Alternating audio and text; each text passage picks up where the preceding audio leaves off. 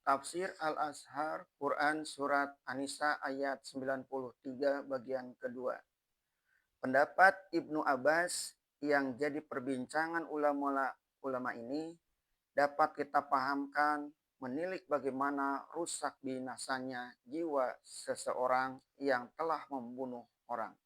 Sudah berkali-kali kita menyaksikan dengan mata kepala sendiri bahwa orang yang telah membunuh orang, meskipun dia sholat, meskipun dia puasa, jiwanya berubah buas. Matanya menunjukkan orang gila. Dia mudah saja menyentak pisau atau mencabut pistolnya buat menghilangkan nyawa sesama manusia. Orang inilah satu alamat bahwa memang tobat orang ini telah tidak diterima lagi oleh Allah. Naudzubillah min dzalik. Kalau kita hanya mendapat keterangan dari Ibnu Abbas dan orang-orang yang sepaham dengan beliau, akan gelaplah hidup ini. Dunia dan akhirat bagi setiap orang yang telah pernah membunuh dengan sengaja.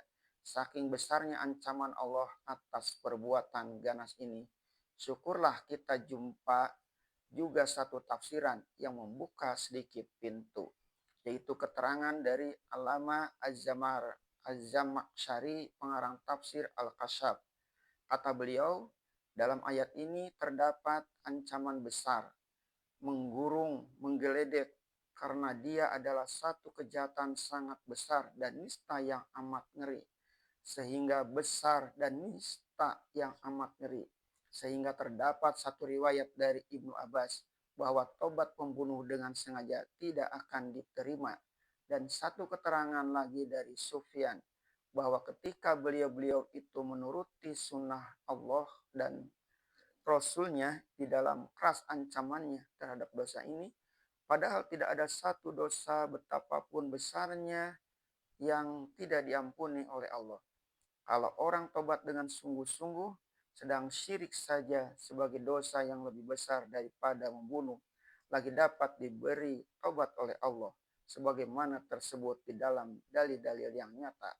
Demikian Az-Zamakhsyari.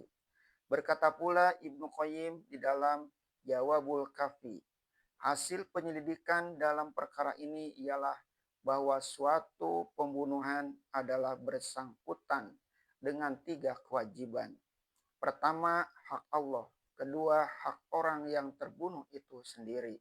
Ketiga, hak dari wali penguasa negara.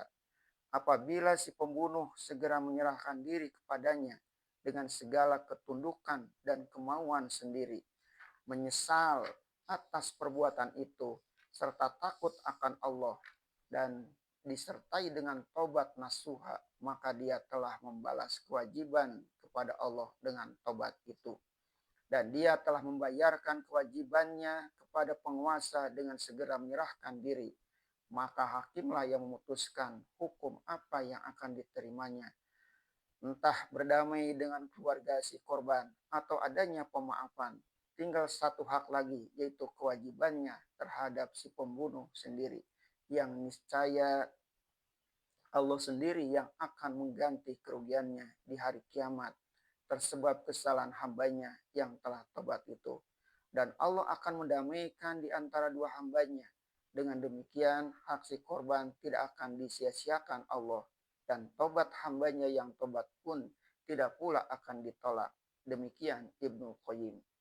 Jelaslah bahwa masalah membunuh dengan sengaja adalah satu perkara besar, sebesar langit dan bumi.